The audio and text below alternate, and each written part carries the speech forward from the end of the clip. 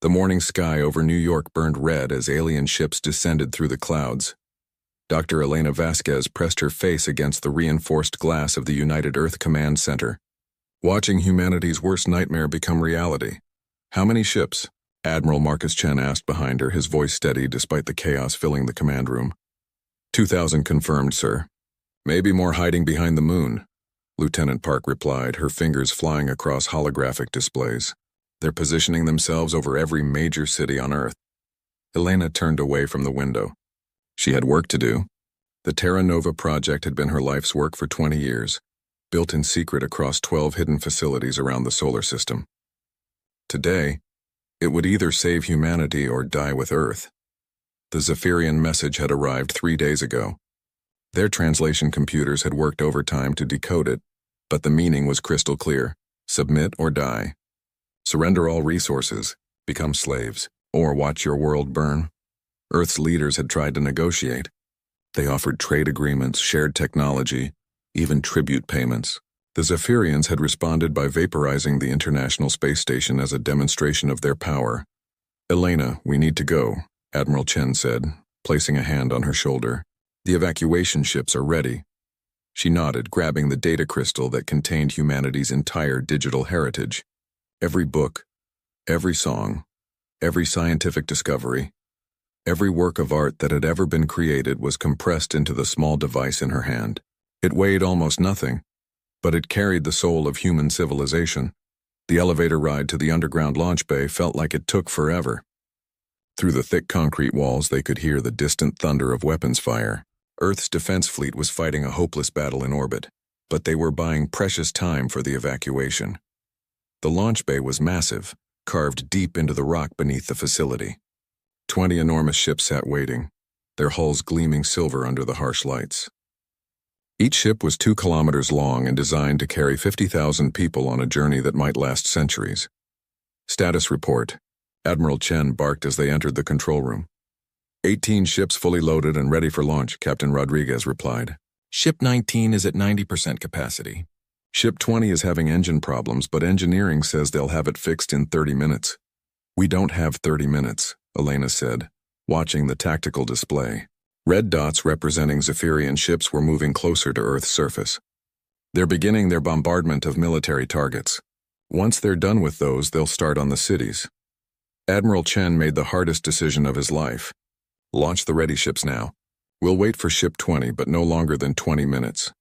The first 18 ships lifted off in sequence, their massive engines shaking the entire facility. Elena watched them disappear into the tunnel that led to the surface, carrying nearly 1 million people to safety among the stars. Ship 19 finished loading refugees and launched 15 minutes later. Elena, Admiral Chen, and the remaining command staff waited in the control room, watching as engineers worked frantically on Ship 20's engines. "How many people are still on that ship?" Elena asked.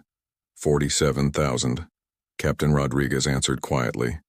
The tactical display showed Zephyrian ships moving into bombardment positions above Earth's major cities. They had maybe 10 minutes before the real destruction began. "Got it." Chief Engineer Walsh's voice crackled over the radio. "Engines are online. We can launch anytime." Elena and Admiral Chen ran for the ship. As they strapped into their seats in the command section, Elena felt the massive vessel lift off the ground. The acceleration pressed her back into her chair as they shot up through the launch tunnel toward the surface. They emerged into a world at war. Earth's sky was filled with burning ships and weapon streams. The planet's defense grid was putting up a fierce fight, but the outcome was already decided. There were simply too many enemy ships. "Take us to the rendezvous point," Admiral Chen ordered. "Maximum speed." As Ship 20 accelerated away from Earth, Elena watched her home planet grow smaller in the rear display. She could see flashes of light on the surface as Zephyrian weapons began striking cities. Billions of people were down there, facing death because humanity had refused to become slaves. The 20 evacuation ships met at a point beyond Jupiter's orbit. Admiral Chen opened a communication channel to all vessels. "Captains, this is Admiral Chen. As ranking officer of the Terra Nova fleet, I'm implementing Protocol 7. All ships will separate and take different routes out of the solar system. Your navigation computers have been programmed with safe coordinates in various sectors of the galaxy." Elena activated her own communication channel. "This is Dr. Vasquez. Each ship carries a complete copy of human knowledge and culture. Your mission is to survive, to grow strong, and to remember what was done to Earth today." Admiral Chen's voice became hard as steel. "We are no longer refugees running from a fight.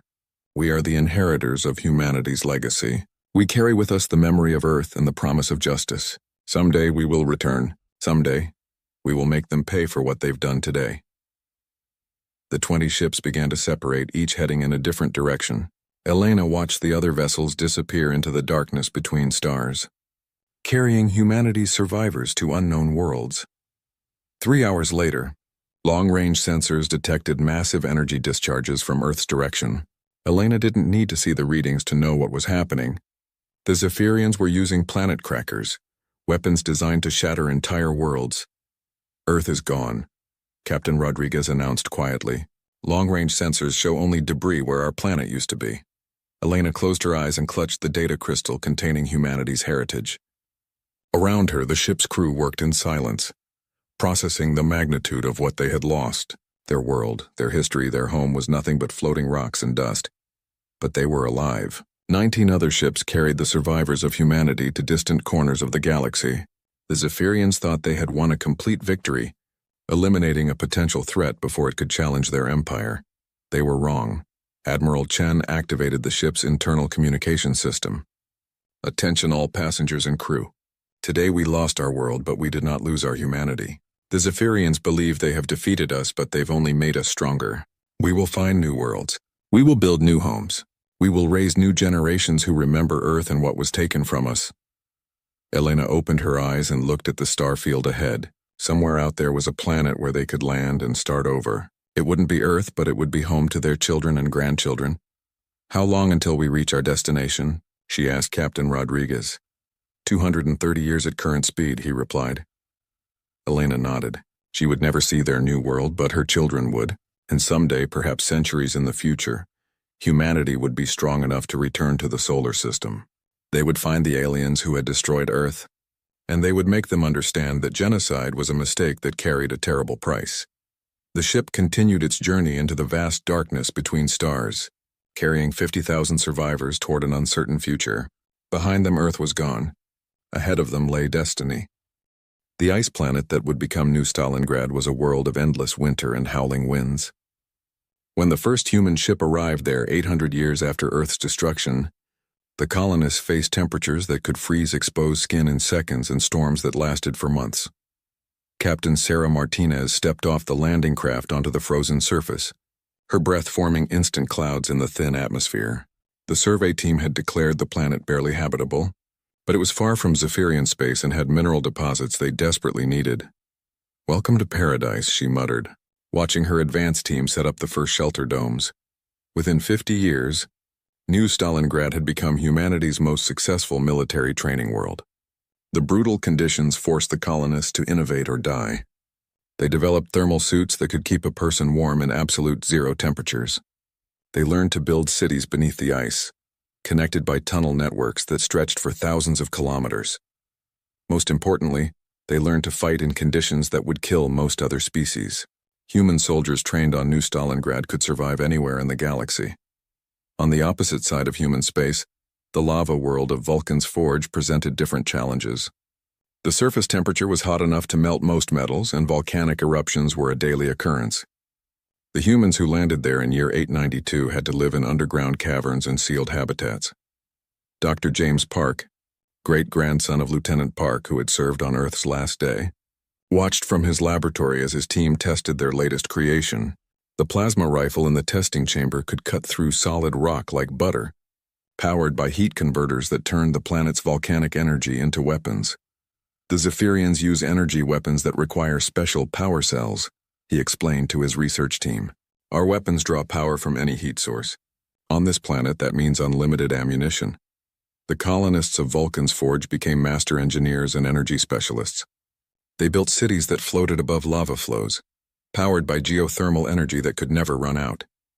Their children grew up in heat that would kill most aliens, developing enhanced resistance that made them nearly immune to fire.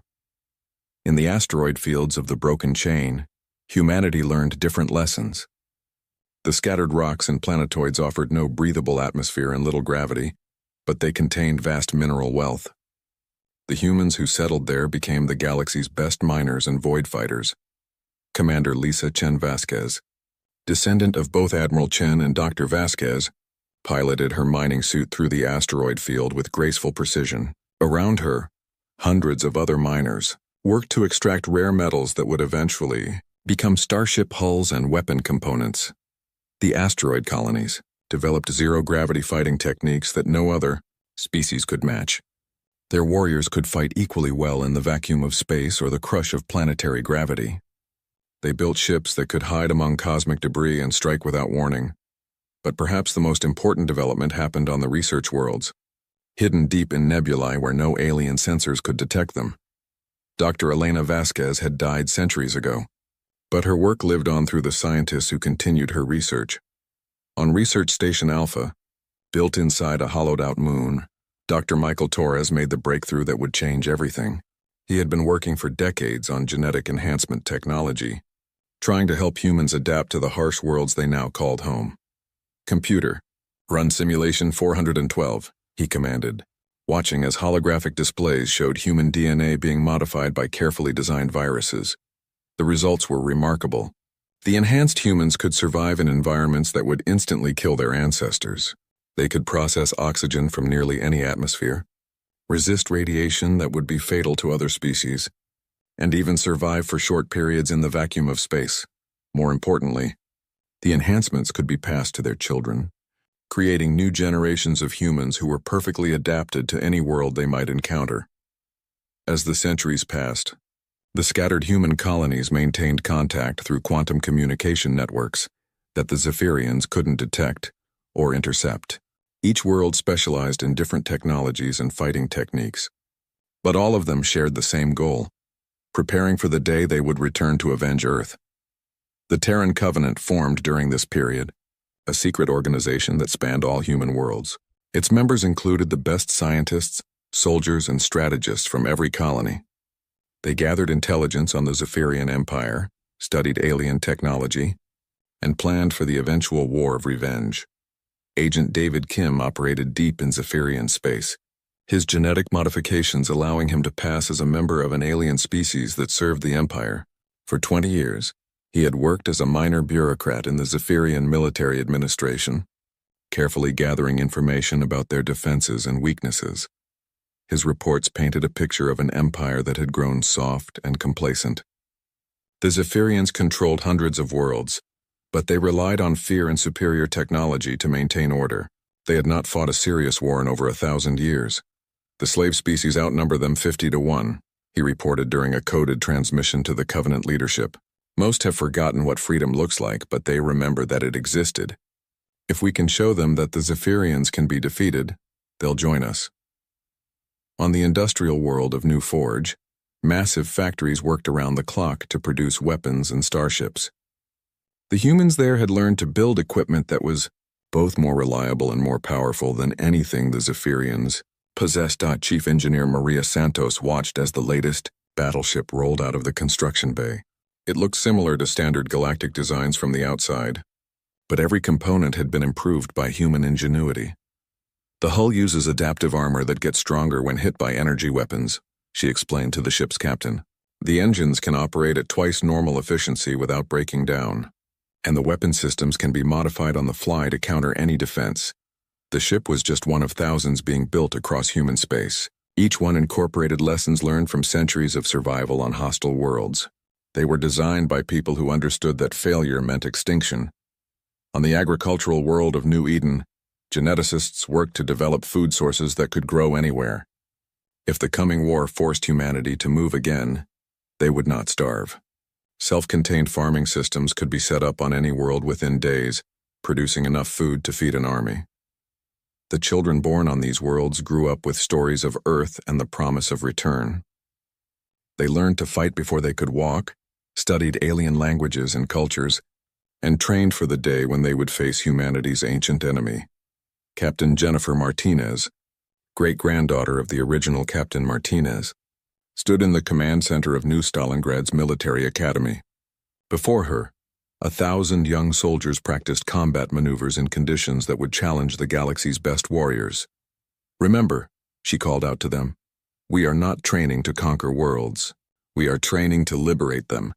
Every shot you fire, every battle you fight brings us closer to the day when Earth will be avenged and the galaxy will know freedom." The soldiers cheered, their voices echoing off the ice walls.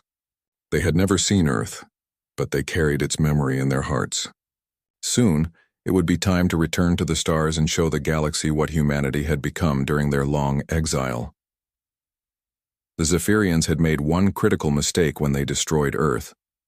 They had left humans alive, and humans never forgot. Commander Zektar of the Zephyrian Intelligence Corps stared at the holographic display showing the 7th mining operation to fail this month. The pattern was becoming impossible to ignore, though his superiors seemed determined to dismiss it as mere coincidence. "Explain to me again how an entire mining platform simply vanishes," he said to the investigation team leader. "The automated systems show normal operation until 347 hours. Then all signals ceased," Officer Velkan replied, his mandibles clicking nervously. When the patrol ship arrived 6 hours later, they found only empty space. No debris, no distress signals, no trace that the platform ever existed. Zektar studied the tactical display. The missing platforms formed a rough circle around the outer rim of Zephyrian space, each one located in remote systems where help would be hours away. Someone was testing their response times and mapping their defense patterns. "What about the worker settlements on those mining platforms?" he asked. "Gone as well, sir. 3,000 Krillian workers, 50 Zephyrian supervisors, and a full security detail. Vanished without a trace." That was the detail that worried Zektar most. The Zephyrians had ruled the galaxy for 3,000 years by making examples of anyone who opposed them. No rebel group had ever been foolish enough to attack Zephyrian citizens directly. Yet someone was making their people disappear with surgical precision. On the mining world of Kepler-7, Supervisor Thaxon noticed that productivity had increased dramatically over the past 6 months. The slave workers seemed more motivated, working harder with fewer complaints. At first he had attributed it to fear after the public execution of several troublemakers, but lately he had begun to notice other changes. Workers who had served loyally for decades were making small mistakes, asking unusual questions, showing interest in areas of the facility they had never cared about before. "Worker designation 7742, he called to a Krillian who was cleaning near the main computer terminal. "You seem to be spending a lot of time in this section." The worker looked up with the typical submissive expression of his species. "Apologies, Supervisor. I was only ensuring the area was properly cleaned." Thaxon studied the alien's face. Something was different about this one, though he couldn't identify what. The features were correct for a Krillian, but there was an intelligence in the eyes that seemed out of place for a slave species. What Thaxon didn't know was that Worker 7742 was actually Captain Chen Rodriguez, a human agent who had undergone genetic modification to perfectly mimic Krillian biology. For 2 years he had worked in the mining facility, gathering intelligence and slowly replacing key workers with other human operatives. The real worker, 7742, was now living safely on New Eden, along with thousands of other rescued slaves who had been quietly evacuated during staged accidents and equipment failures. Captain Rodriguez had memorized every detail of the facility's defenses, communication systems, and production schedules. More importantly, he had identified which of the alien workers might be willing to fight for their freedom when the time came.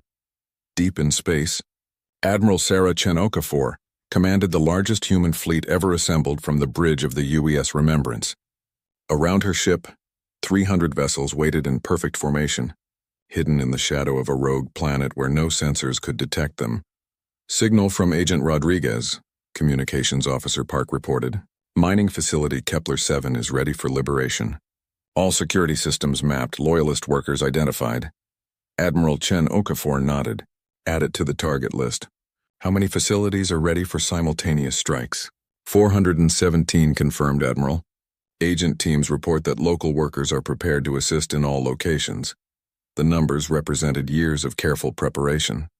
Human agents had infiltrated every level of Zephyrian society, from mining platforms to military command centers. They had spent decades earning trust, gathering intelligence, and preparing the oppressed alien species for the revolution that was coming. On the Zephyrian capital world of Hegemon Prime, Agent Maria Santos worked as a computer technician in the Planetary Defense Center. Her genetic modifications made her appear to be a Valkyrian, a species known for their technical expertise and loyalty to the Empire. For 15 years, she had maintained computer systems that controlled the planet's orbital defenses. During that time, she had carefully installed hidden programs that would activate on her command, turning the planet's own weapons against their creators. Technician Val Sarah, her supervisor, called, using her cover identity. The central core is showing minor fluctuations. Can you run diagnostics? Of course, supervisor, Maria replied, accessing the system she knew better than its designers. As she worked, her hidden programs spread deeper into the network, preparing for the day when they would reveal themselves. Similar scenes played out across the galaxy as human agents completed their preparations. They had become invisible ghosts haunting the Zephyrian Empire, gathering strength for a reckoning that their enemies couldn't imagine. Commander Zektar finally received permission to investigate the disappearances personally after 3 military transport ships vanished in the same week. His investigation ship, the IZS Vigilance, dropped out of faster-than-light travel at the coordinates where the last transport had disappeared. Full sensor sweep, he ordered. I want to know everything that happened here. The science officer worked frantically at his station. Sir, I'm detecting trace amounts of exotic particles consistent with advanced cloaking technology. Whatever took our ships had stealth capabilities beyond anything in our databases. Zektar felt a chill run down his spine. The Zephyrian Empire controlled the most advanced technology in the galaxy. They had conquered dozens of civilizations and absorbed their knowledge. What could possibly have stealth technology they didn't recognize? Sir, the communications officer interrupted. We're receiving a transmission. Origin unknown. Put it through.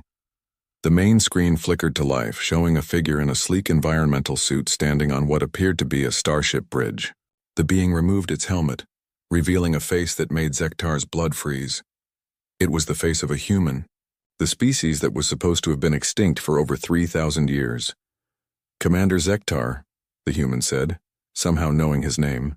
My name is Admiral Sarah Chenokafor of the United Earth Fleet. I wanted to introduce myself before we begin. Impossible, Zektar whispered. Your species was eliminated. We cracked your world. The human smiled, but there was no warmth in the expression. You destroyed our world, Commander, but you made the mistake of leaving us alive. We've spent 3,500 years preparing for this conversation. Around the Vigilance, space seemed to ripple as dozens of human ships decloaked, their weapons trained on the Zephyrian vessel. Each ship bore the symbol of Earth, a blue and green circle that had haunted Zephyrian nightmares for generations. Your people scattered the pieces of our homeworld across space, Admiral Chenokafor continued. But humans have a saying, what goes around comes around. We've come to collect what you owe us. Zektar tried to order his weapons officer to fire, but the man's hands wouldn't move. Neither would anyone else's on the bridge. They could only watch and listen as the ghost of a dead civilization spoke to them. Don't worry, Commander. You'll live through this encounter. I want you to carry a message back to your leaders. Tell them that the children of Earth have returned. Tell them that we remember what they did. And tell them that payback is going to be very, very painful. The human ships vanished as suddenly as they had appeared, leaving the Vigilance alone in empty space. Zektar and his crew sat in stunned silence, processing the impossible truth that humanity had not only survived, but had grown strong enough to threaten the mightiest empire in the galaxy. As the Vigilance jumped to faster-than-light speed to carry word of the encounter back to Hegemon Prime, none of its crew noticed the small probe that had attached itself to their hull. The device would transmit everything it heard back to the human fleet, ensuring that Admiral Chenokafor would know exactly how the Zephyrian leadership reacted to her message. The long exile was ending. The time for hiding in shadows had passed. Soon, the galaxy would learn what happened when someone made the mistake of trying to destroy humanity. The Zephyrian High Council chamber on Hegemon Prime had never seen such chaos. Commander Zektar stood before the ruling body of the galaxy's most powerful empire, delivering a report that challenged everything they believed about their security and dominance. You're telling us that humans, a species we exterminated over 3 millennia ago, have somehow returned with a fleet capable of penetrating our defenses? High Chancellor Mordath's voice dripped with disbelief. Yes, Your Excellence. They demonstrated technology beyond our current capabilities and showed detailed knowledge of our military protocols. Zektar replied, his confidence shaken by the encounter. Counselor Velquan slammed his fist on the table. Impossible. We used planet crackers on their world. We saw it shatter into cosmic dust. No one could have survived. Apparently some did, Zektar said quietly, and they've spent the intervening centuries preparing for this moment. While the High Council debated whether to take the threat seriously, human forces across the galaxy began their coordinated assault.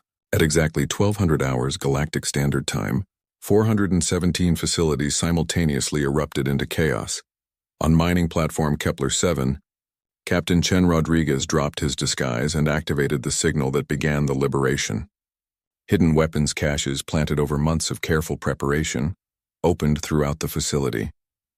The alien workers he had secretly organized rushed to arm themselves while Zephyrian guards scrambled to respond to attacks coming from every direction. This is Captain Rodriguez to all liberation teams, he broadcast on encrypted channels. Operation Homecoming is now active. Free your worlds. The Zephyrian supervisor Thaxon found himself facing the same worker he had questioned just days before, but now the submissive slave was pointing a military-grade plasma rifle at his chest. Worker 7742, Thaxon stammered. What is the meaning of this? My name is Captain Chen Rodriguez of the United Earth Fleet, the disguised human replied. And you are now a prisoner of war. Similar scenes played out across the mining platform as human agents revealed themselves and liberated facilities they had studied for years.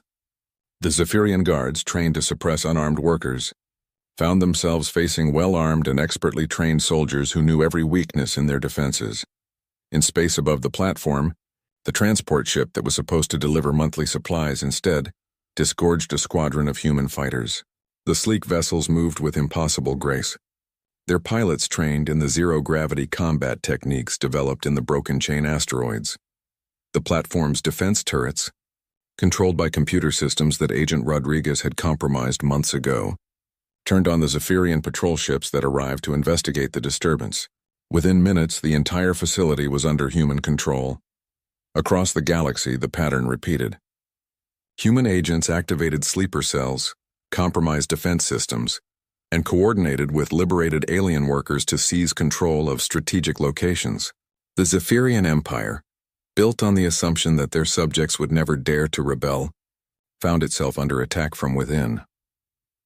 On the industrial world of Manufactured Goods Complex 91, Agent David Kim had spent 15 years slowly replacing key personnel with human operatives. When the signal came, the entire production facility turned from manufacturing goods for the Empire to producing weapons for the rebellion. All Zephyrian personnel are to surrender immediately, Kim announced over the facility's communication system. Resistance will be met with deadly force. Compliance will be rewarded with fair treatment under the laws of war. Most of the Zephyrian supervisors, faced with workers who had suddenly become armed soldiers, chose surrender over futile resistance. The few who tried to fight discovered that their opponents had been training for this moment for longer than they had been alive. Admiral Sarah Chen Okafor watched the reports stream in from her command ship. Hidden in the shadow of a gas giant, near the Zephyrian core worlds, the liberation was proceeding ahead of schedule, with minimal casualties among the human forces and their alien allies.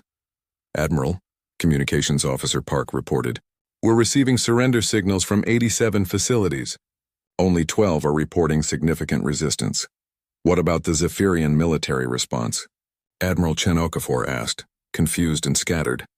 They're sending patrol ships to investigate individual incidents, but they haven't realized yet that this is a coordinated galaxy-wide assault. That would change soon enough.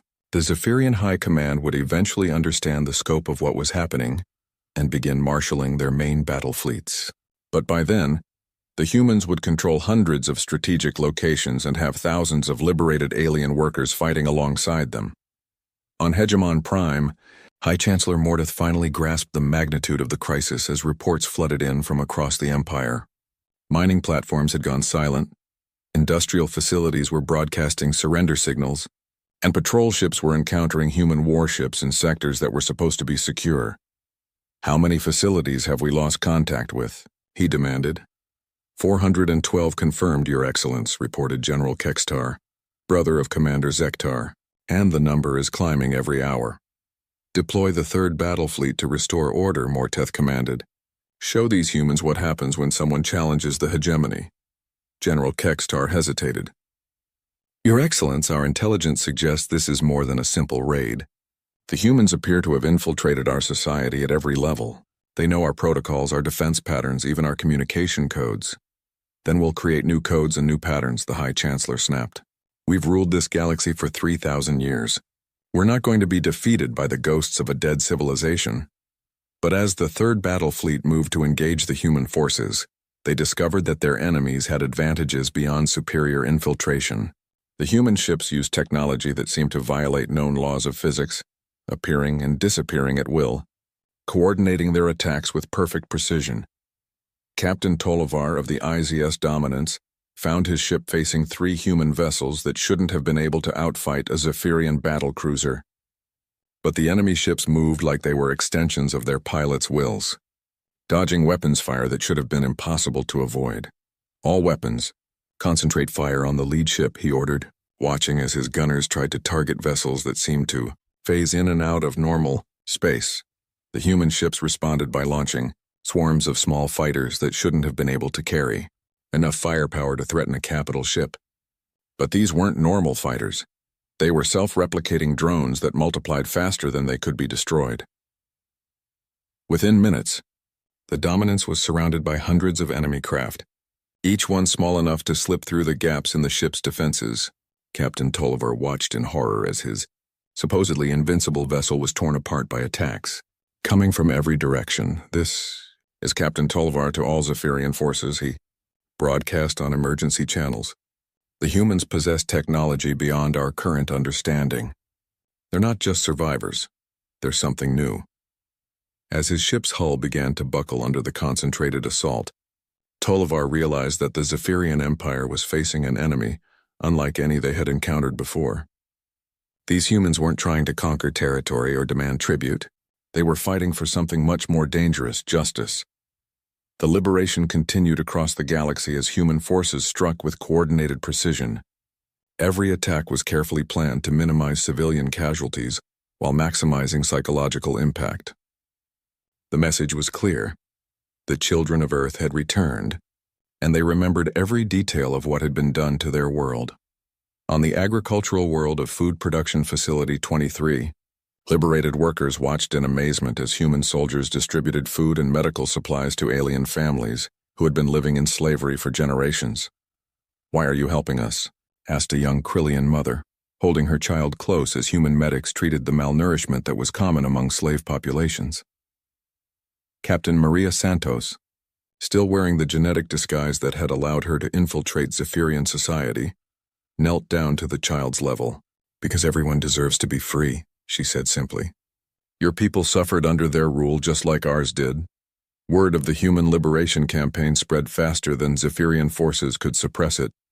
Slave species across the galaxy began to hope for the first time in millennia that their oppression might finally end. As reports of the uprising reached every corner of the Empire, a single message began appearing on communication networks, written in the ancient languages of dozens of conquered species. "The children of Earth remember. The children of Earth have returned. Freedom is coming. The galaxy would never be the same." The battle for the Sol system began with a sight that struck fear into the hearts of every Zephyrian commander.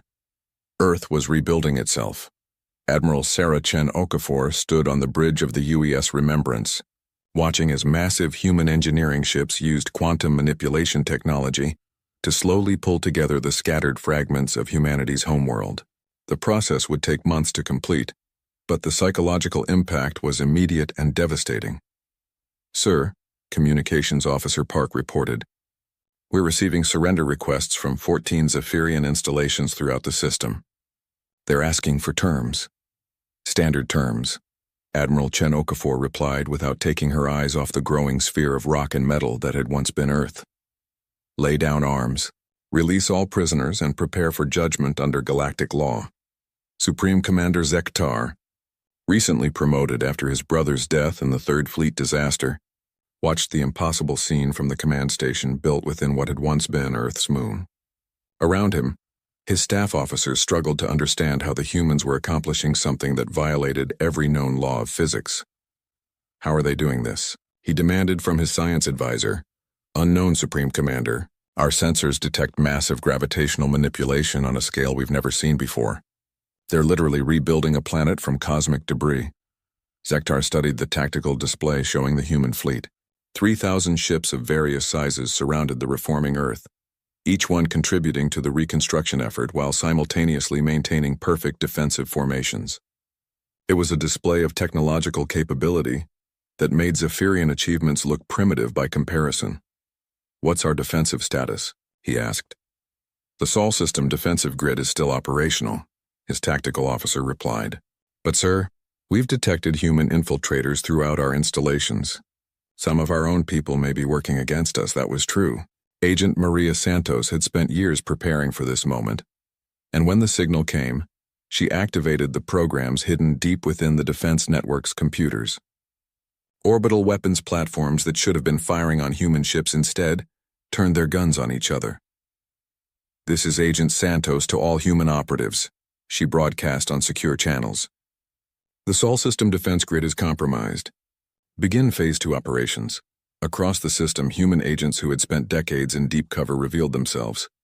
On asteroid mining platforms and orbital shipyards, even aboard Zephyrian warships, humans dropped their disguises and seized control of critical systems. Captain David Kim, who had infiltrated a Zephyrian destroyer as an engineering officer, found himself in control of the ship's reactor just as the final battle began. Instead of supporting the Zephyrian fleet, his vessel suddenly began jamming enemy communications and targeting friendly ships. "This is Captain Kim to the Zephyrian crew," he announced over the ship's internal communications. "You have two choices. Surrender now and be treated fairly, or resist and face the consequences." The Zephyrian captain tried to regain control of his ship, but Kim's preparations were too thorough. Every critical system had been compromised, every security protocol rewritten. The destroyer was now effectively a human vessel flying behind enemy lines. Supreme Commander Zektar realized that his defensive position was collapsing from within. "All ships fall back to the lunar fortress. We'll make our stand there." But even the fortress wasn't safe. Captain Rodriguez, who had commanded the liberation of countless facilities across the galaxy, led a team of human special forces through maintenance tunnels that connected the lunar base to hidden landing bays. "Remember," he told his soldiers as they prepared to breach the command center, "we're not here for revenge. We're here for justice. Minimize casualties and protect any surrendering personnel." The assault on the lunar fortress was swift and precise. Human soldiers, enhanced by centuries of genetic modification and trained on the harshest worlds in the galaxy, moved through the facility with unstoppable efficiency. Zephyrian defenders found themselves facing opponents who could survive in vacuum, resist energy weapons, and coordinate their attacks with perfect teamwork. Supreme Commander Zektar made his final stand in the Fortress Command Center, surrounded by the few officers who had remained loyal to the end. When the blast doors finally gave way, he found himself facing Admiral Chen Okafor herself. "Supreme Commander," she said, her voice calm despite the chaos of battle around them. "I'm Admiral Sarah Chen Okafor of the United Earth. Fleet, you're under arrest for crimes against humanity and genocide." Zektar looked at the human woman who had orchestrated the downfall of his empire. She was smaller than he had expected, but there was something in her eyes that spoke of determination forged over millennia. "How?" he asked simply. "How did you survive? How did you become strong enough to defeat us?" Admiral Chen Okafor gestured toward the view screen, which showed Earth slowly reforming in the distance. "You destroyed our world, Commander, but you made the mistake of leaving us alive. Humans don't just survive. We adapt, we evolve, and we remember." "We were following standard protocol," Zektar protested. "Your species was classified as a potential threat. We had to act." "You chose to commit genocide rather than try to coexist," the Admiral replied. "That choice has consequences. Now you'll face judgment for what you've done." As Zektar was led away in restraints, the final Zephyrian resistance in the Sol system collapsed. The orbital defense platforms had been turned against their creators. The lunar fortress was under human control, and the reforming Earth served as a symbol of humanity's return to the galaxy. But the humans didn't stop with military victory. As Earth continued to rebuild itself, human medical teams began treating wounded Zephyrian soldiers. Human engineers helped repair damaged facilities. Human translators ensured that surrender negotiations were conducted fairly. Dr. James Park, descendant of the officer who had served during Earth's final days, worked alongside Zephyrian medics to save the lives of soldiers from both sides. "War is ending," he told a confused Zephyrian surgeon. "Now begins the hard work of building peace." Across the galaxy, the news of humanity's victory spread faster than official communications. The Zephyrian Empire, which had seemed invincible for 3,000 years, had fallen to the descendants of a species they thought they had exterminated. But more importantly, the liberated worlds discovered that the humans weren't interested in conquest or revenge. Instead of replacing Zephyrian rule with human domination, they established the Galactic Confederation, a democratic alliance where every species had an equal voice. Captain Maria Santos, finally able to drop her decades-long disguise, addressed the first session of the Confederation Council from the rebuilt chambers on Earth. Representatives from hundreds of species, many seeing their homeworlds free for the first time in millennia, listened as she outlined humanity's vision for the future. "We didn't fight this war to become your new rulers," she said. "We fought it to ensure that no species would ever again face the choice between slavery and extinction. The galaxy belongs to all of us." The rebuilt Earth became the capital of this new confederation, but it was deliberately kept as a memorial, as well as a seat of government.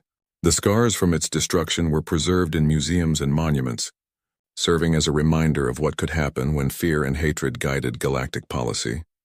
Former Supreme Commander Zektar, serving his sentence as a worker in one of the reconstruction projects, found himself laboring alongside humans and aliens to build something better than what had come before. At first, he had expected brutal treatment as revenge for his role in the genocide. Instead, he discovered that humans meant what they said about justice rather than vengeance. He was fed well, treated fairly, and given meaningful work that contributed to rebuilding what his people had destroyed. "Why don't you hate us?" he asked Admiral Chen Okafor during one of her visits to the work sites. "Because hate is what caused this war in the first place," she replied. "Your people were afraid of what humans might become, so they tried to destroy us. We learned during our exile that fear and hatred only create more suffering." She gestured toward the work crews, where humans, former Zephyrians, and dozens of other species labored together to build a new civilization. "This is what we're fighting for now.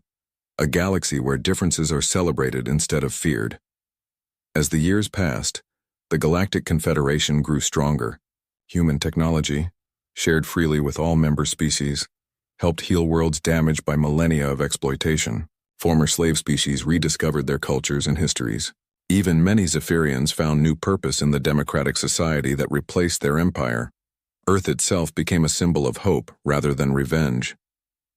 The planet had been murdered and then reborn, scarred but beautiful, serving as proof that even the greatest tragedies could be overcome through determination and cooperation. Standing in her office in the rebuilt United Nations building, Admiral Chen Okafor looked out at the blue skies and green fields that her ancestors had thought lost forever. Children played in parks where monuments reminded them of the price of hatred and the value of peace.